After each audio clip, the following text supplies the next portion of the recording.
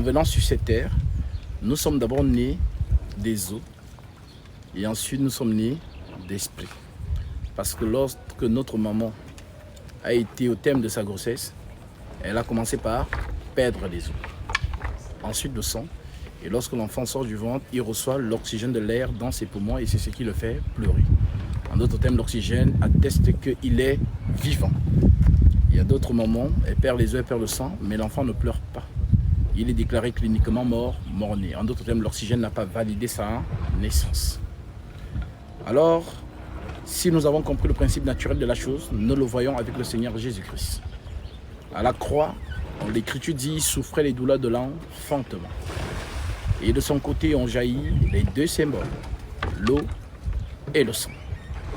Mais nous n'avons pas vu le troisième. Le troisième vient plus tard, acte 2, le jour de la Pentecôte, l'Esprit descend. Et c'est là où on parle de la naissance. L'Église est née sur la terre des hommes.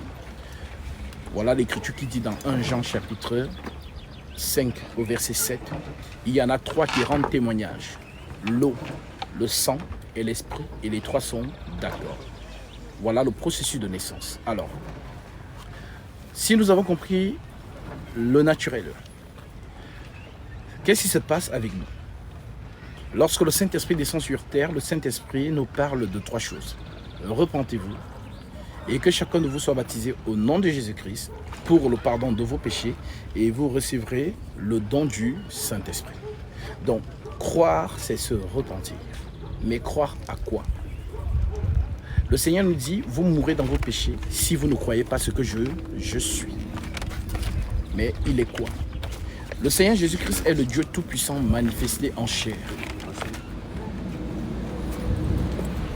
Vous me poserez peut-être la question, mais pourquoi Dieu lui-même se déplacerait-il pour venir sauver les hommes? Parce qu'il n'y a qu'un seul esprit qui est immortel.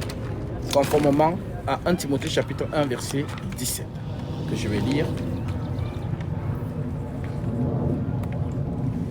1 Timothée chapitre 1 verset 17. L'Écriture nous dit: Ô roi des siècles, immortel, invisible, seul Dieu soit honneur et gloire au siècle des siècles. Amen. Un seul Dieu et non trois dieux en un. C'est une confusion qui vient de la cosmogonie égyptienne avec Isis, Osiris et Isis. Ça n'existe pas dans les Saintes Écritures. Nous n'avons qu'un seul Dieu. Je répète, ô roi des siècles, immortel, invisible, seul Dieu. Soit honneur et gloire au siècle des siècles. Amen. Et Timothée insiste au verset 6, verset 13 à 16, il dit: Je te recommande devant Dieu qui donne la vie à toutes choses et devant Jésus-Christ qui fit une belle confession devant Ponce Pilate de garder le commandement et de vivre sans tâche, sans reproche jusqu'à l'apparition de notre Seigneur Jésus-Christ, que manifestera en son temps le bienheureux et le seul souverain, le roi des rois et le Seigneur des seigneurs, qui seul possède l'immortalité et qui habite une lumière inaccessible que nul homme n'a vu ni ne peut voir, à qui appartient l'honneur et la puissance éternelle. Amen. Donc il n'y en a qu'un seul immortel. Et c'est le seul immortel qui est capable de redonner à Adam l'immortalité que Adam a perdue dans le jardin d'Éden.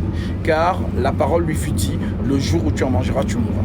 Mais le jour où Adam a mangé, est-ce qu'il est mort? Non. Il a continué à vivre jusqu'à 930 ans. Jusqu'à 930 ans, Adam a continué à vivre. Alors de quelle mort Dieu parlait? Dieu parlait de la mort spirituelle. Alors, celui qui a donné l'immortalité à Adam, c'est le même qui doit lui redonner cette immortalité. Voilà pourquoi l'arbre de vie dans le jardin d'Éden symbolise l'immortalité. Alors, vu que Adam a été chassé du lieu très saint, là où il y a l'arbre de vie, parce que l'arbre de vie ne lui avait pas été interdit de manger. C'est l'arbre de la connaissance du bien et du mal qui lui avait été interdit de manger. Alors, l'arbre de vie, c'est la source de l'éternité. Alors, voyant que Adam ne peut plus venir dans le lieu très saint pour manger cet arbre et vivre éternellement. Pourquoi? Parce que Dieu a ordonné au chérubin de fermer le chemin qui mène vers l'arbre de vie. Alors l'arbre de vie va se déplacer pour Adam. Et lorsque l'arbre de vie vient sur terre, il dit: je suis le chemin, la vérité et la vie. Donc l'arbre de vie, c'est le Seigneur Jésus-Christ, l'immortalité. Voilà pourquoi il dit, celui qui croit en moi vivra même quand il serait mort. Je suis la résurrection et la vie.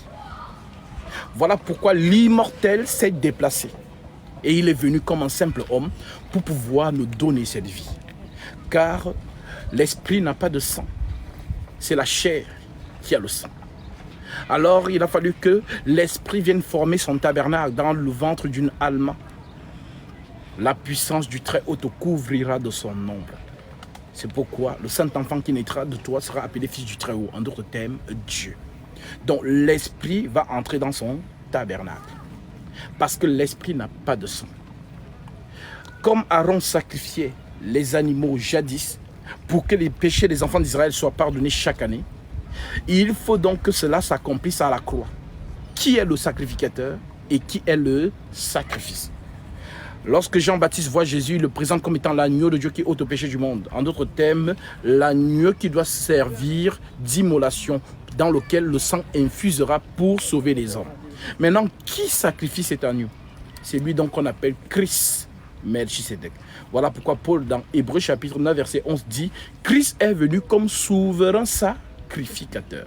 Donc, celui qui est entré dans le tabernacle le jour du baptême, Jean dit « J'ai vu les cieux ouverts et l'Esprit venant comme une colombe et s'arrêter sur lui ». Donc, l'Esprit qui descend là, c'est toujours Jésus, mais dans sa partie invisible. Christ. Voilà pourquoi l'Esprit qui descend amène son corps au lieu du sacrifice pour que le corps soit immolé afin que le sang qui coule purifie les péchés des hommes. Et voilà ce qui s'est passé à la croix.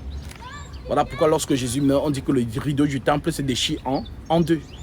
Pour ceux qui ne sont pas aiguisés dans ces choses, et ils vont vraiment voir un rideau. Mais pour ceux qui ont l'esprit de la prophétie, ils verront les chérubins qui s'écartent. Parce que ce sont eux qui fermaient la voie pour que Adam aille manger de l'arbre de vie et de vivre éternellement. Alors, vu que Melchisedec a sacrifié, les chérubins ont laissé passer. Le chemin est ouvert. Il n'y a plus de service car Jésus a ouvert le chemin. Alors, entrons-y. Allons manger de l'arbre de vie et vivons éternellement. Voilà ce qu'il a fait pour chacun de nous. Voilà pourquoi il annonce que vous mourrez dans vos péchés si vous ne croyez pas ce que je suis. Lorsque le Fils de l'homme sera élevé, alors vous saurez ce que je suis. Nous savons maintenant ce qu'il est par l'évangile que les apôtres nous ont prêché. Le mystère de la piété est grand. Dieu a été manifesté en chair, justifié par l'Esprit, vu des anges, prêché aux gentils, cru dans le monde et élevé dans la gloire. Donc nous prêchons Jésus-Christ, le Dieu Tout-Puissant, mort pour les péchés de quiconque croit, pour que vous ayez la vie éternelle. Alors, vous avez cru en cela et vous êtes venus au lieu du baptême. Pour que l'eau du baptême purifie vos péchés, vous pardonne. Parce que Jésus à la croix, c'est le grand pardon. Maintenant, vous avez cru qui est à la croix. Car l'apôtre Paul le dit, il n'y a pas de testament tant que la mort du testateur n'est pas constatée. Et nous savons que c'est un père qui laisse le testament à un fils. Alors oui, le sang de Christ vous a pardonné parce que vous avez cru. Maintenant, où est-ce que vous prenez ce pardon? C'est ici, dans les eaux. L'eau est un mystère. Le Seigneur nous montre cette image à travers Pharaon, Moïse et les enfants d'Israël. Ils arrivent à la mer Rouge. Le Seigneur ouvre. Les enfants d'Israël traversent. Mais est-ce qu'ils ont traversé seuls? Non. Pharaon et son armée sont aussi entrés. Mais qu'est-ce qui s'est passé? L'ange de l'Éternel est venu combattre Pharaon et a renversé Pharaon et son armée dans les eaux. Symbole du péché qui reste dans les eaux. Et vous, vous sortez libre. Le lien le plus fort est le lien adamique. Il n'y a pas un lien qui est plus fort que le lien adamique. C'est pour ce lien que Dieu est venu sur la terre des hommes afin de couper ce lien. Donc, tout ce que les aïeux ou encore les membres de nos familles ont pu faire en tissant des pactes ou quoi que ce soit, vous n'êtes pas au courant dans votre vie que peut-être une grand-mère, un grand-père, un oncle a fait certaines choses. Tout cela reste dans les eaux. Parce que le nom de Jésus-Christ est puissant pour briser tous les liens. Voilà pourquoi il faut recevoir le baptême conforme à la Sainte Doctrine. Que le Seigneur vous bénisse, parce que ce n'est pas donné à tout le monde de quitter d'aussi loin, de faire 6 heures de voyage pour venir prendre son baptême. Alors, que le Seigneur nous accompagne dans ce moment et qu'il se glorifie. Alors, nous allons